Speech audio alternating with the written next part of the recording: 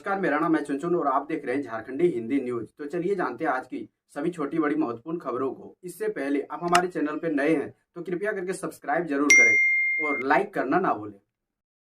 आज की पहली और बड़ी खबर की बात करें तो सीएम हेमंत सोरेन ने की बड़ी अपील, कहा उद्योगों के साथ जुड़े राज्य के किसान। झारखंड के मुख्यमंत्री हेमंत सोरेन ने लोहरदगा के दौरे पर विरसा हरित ग्राम योजना के लाभुकों को सम्मानित किया। यहां जनसभा को संबोधित करते हुए सीएम हेमंत सोरेन ने कहा कि हमारी सरकार ने जो योजनाएं बनाई है वो धरातल पर कितनी कारगर है, ये भी देखना हमारा काम है। हमारा राज्य नदी, पहाड़, जंगल से आच्छादित प्रदेश है। यहाँ दुरुस्त जगहों में लोग रहते हैं, जहाँ कोई पदाधिकारी कभी नहीं गया, इसलिए सरकार की योजनाएं भी नहीं पहुंची। हमने राज्य के सभी पंचायतों में सरकार आपके द्वार के तहत आपकी समस्याओं निराकरण के लिए पदाधिकारियों को आपके पास भेजा। सीएम हेमंत सोरेन ने कहा कि हमारी सरकार ने हर किसान, हर मजदूर के लिए कोई न कोई योजना देने का काम किया है। कोविड जैसी महामारी के दौरान भी हमारी सरकार ने आम जनता के लिए काम करने का प्रयास किया।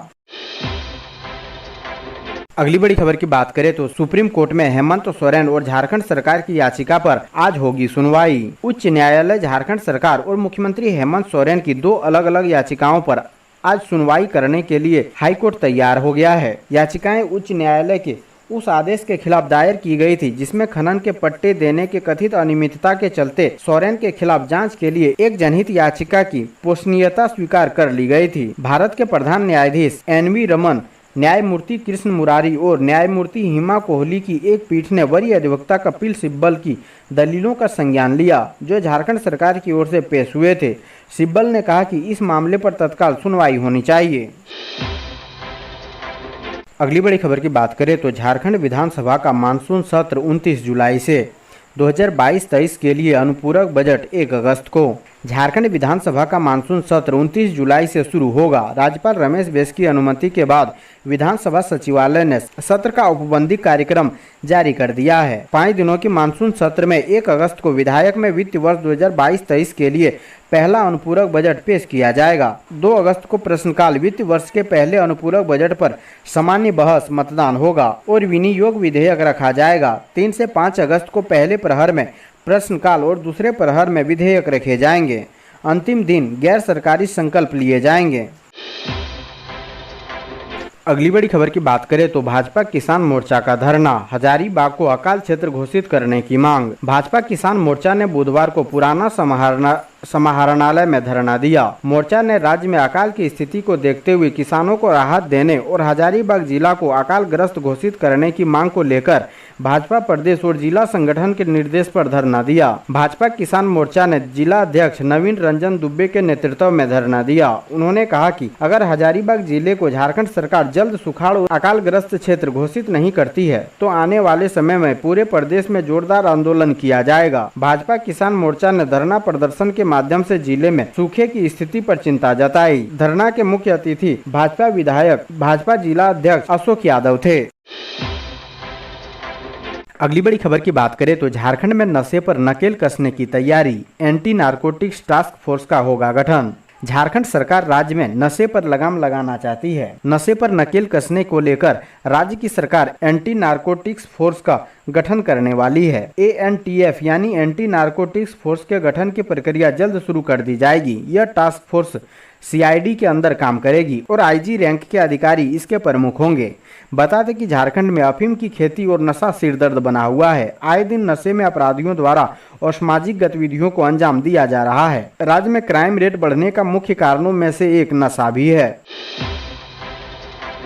अगली बड़ी खबर की बात करें तो झारखंड के 52 लाख बिजली उपभोक्ताओं का होगा KYC, जाने किन जिलों का बनेगा डाटा। झारखंड बिजली वितरण निगम लिमिटेड राज्य के 52 लाख बिजली उपभोक्ताओं की KYC कराएगा। इसकी तैयारी में वितरण निगम जुट गया है। वितरण निगम KYC के जरिए यह पता करेगा कि कौन उपभोक्ता किस क्षेत्र में है, किस सब स्टेशन, फीडर और ट्रांसफार्मर से जुड़े हैं, उपभोक्ता का लोड कितना है, फोन नंबर, पता आदि के साथ सारे डाटा अपडेट किया जाएगा ताकि भविष्य में किसी भी प्रकार की सूचना उपभोक्ताओं को मैसेज के माध्यम से दी जा सकती है। वितरण निगम इसके लिए एक ऐप तैयार करेगा। ऐप के जरिए ही उपभोक्ताओं की KYC कराई जाएगी। अगली बड़ी खबर की बात करें तो झारखंड में प्रिकॉशन बूस्टर डोज के लिए लगी लंबी कतार, लोग रहे निराश। इधर संक्रमण ने पकड़ी रफ्तार। झारखंड राज्य में एक तरफ कोरोना का संक्रमण तेजी से पांव पसार रहा है, तो वहीं इसके संक्रमण से बचने के लिए दी जाने वाली प्रिकॉशन बूस्टर डोज की कमी होने से राज्य की चिंता बढ़ गई है। झारखंड में कोविड-19 के बचाव के लिए दिया जाने वाले बूस्टर डोज के लिए होड़ मच गई है। बीते दिनों फ्री में प्रिकॉशन डोज देने की घोषणा के बाद से झारखंड में एक बार फिर से वैक्सीनेशन क्राइसिस दिखने लगी है। सरकार के स्वास्थ्य विभाग के वेयर हाउस में 2 दिनों से कोविशील्ड वैक्सीन समाप्त हो गया है। दूसरी वैक्सीन जो कोवैक्सीन के नाम से दी जाती है, उसकी भी स्थिति ठीक नहीं है। कभी भी यह दवा समाप्त हो सकती है।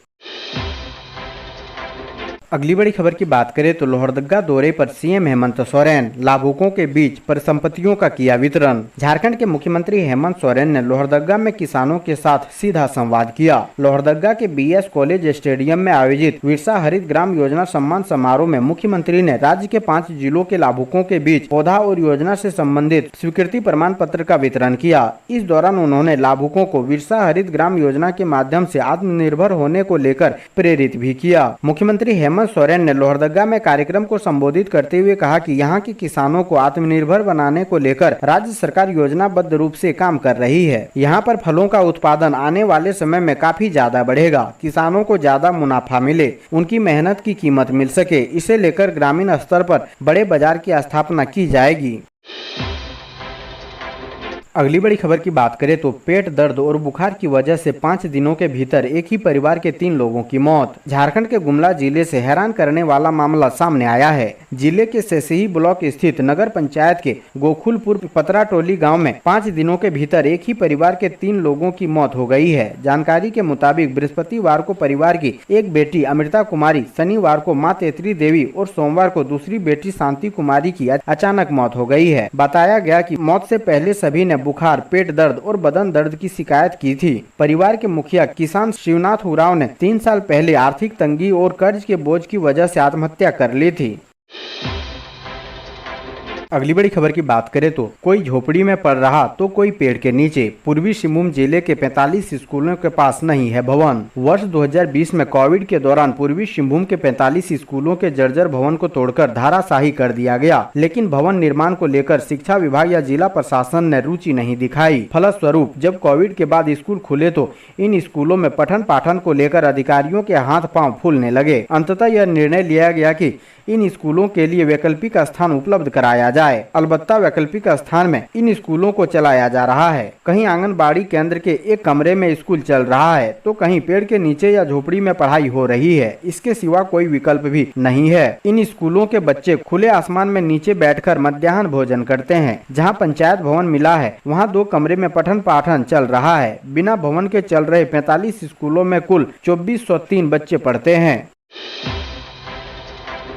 अगली बड़ी खबर की बात करें तो सीएम हेमंत सोरेन ने 5 जिले के 7,978 परिवार को 7,198.82 एकड़ से अधिक भूमि में फलदार पौधा लगाने का दिया लक्ष्य। लोहरदगा में आयोजित बिरसा हरित ग्राम योजना सम्मान समारोह में सीएम हेमंत सोरेन ने कहा कि अब तक 1 एकड़ भूमि पर फलदार पौधा लगाने की स्वीकृति दी जा रही थी। अब सरकार की योजना 50 एकड़ भूमि पर फलदार पौधा लगाने की स्वीकृति देने की है। साथ ही उन्होंने कहा कि सरकारी भूमि पर भी ग्रामीण पौधा लगा सके, ऐसा कानून बनाने की योजना है। लोहरदगा में आयोजित समारोह में सीएम हेमंत सोरेन ने रांची, खुट्टी, गुमला, लातेहार और लोहरदगा के करीब 7,978 परिवारों को 7,198.82 एकड़ से अधिक भूमि के लिए फलदार पौधा उपलब्ध कराने का लक्ष्य है। अगली बड़ी खबर की बात करें तो 1 लाख रुपए के लिए पंजाब नेशनल बैंक मैनेजर ने बैंक बेच दिया इनाम, मृतक के खाते से निकाल लिए पैसे। पंजाब नेशनल बैंक में फ्रॉड मामले का खुलासा करते हुए लातेहार पुलिस ने आरोपी पंजाब नेशनल बैंक के शाखा प्रबंधक अलमन खाखा को गिरफ्तार कर जेल भेज दिया है। आरोप है कि बैंक के शाखा प्रबंधक ने कुछ लोगों के साथ मिली भगत कर एक मृतक के खाते से 1 लाख रुपए की निकासी कर ली थी। जानकारी के अनुसार 22 मई 2019 को पंजाब नेशनल बैंक लातेहार परिसर में सदर थाना क्षेत्र के ओदान गांव निवासी अनवर सिंह की मृत्यु हो गई थी। घर वालों ने उसके खाते में जांच की तो पता चला कि मृतक के खाते में कुल 1 लाख रुपए की अवैध निकासी की गई थी। तब मृतक के पिता सुग्रंथ सिंह के आवेदन पर लातेहार थाने में प्राथमिकी दर्ज की गई थी। मामले की गंभीरता को देखते हुए लातेहार पुलिस ने वैज्ञानिक पद्धति से मामले की जांच शुरू की। जांच में पता चला कि मृतक के खाते से निकाली गई राशि चतरा और बिहार के बांका में एक युवक के खाते में है। खाता धारकों से पूछताछ करने और पंजाब नेशनल बैंक लातेहार के अवलोकन से जानकारी मिली कि इस घटना की साजिशकर्ता रितेश कुमार और चतरा निवासी संदीप रजक के अलावा बैंक के अधिकारी भी हैं।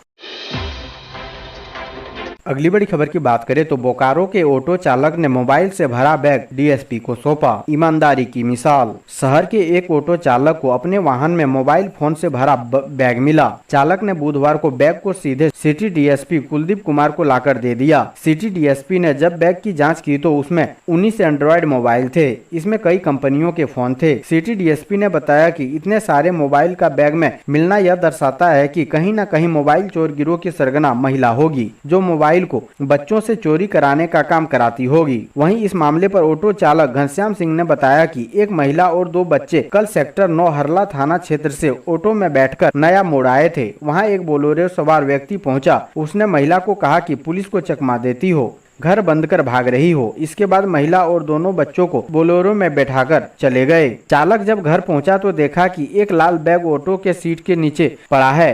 खोलकर देखा तो उसमें कपड़े और मोबाइल थे, जिसे लाकर सिटी एसपी को सौंप दिया।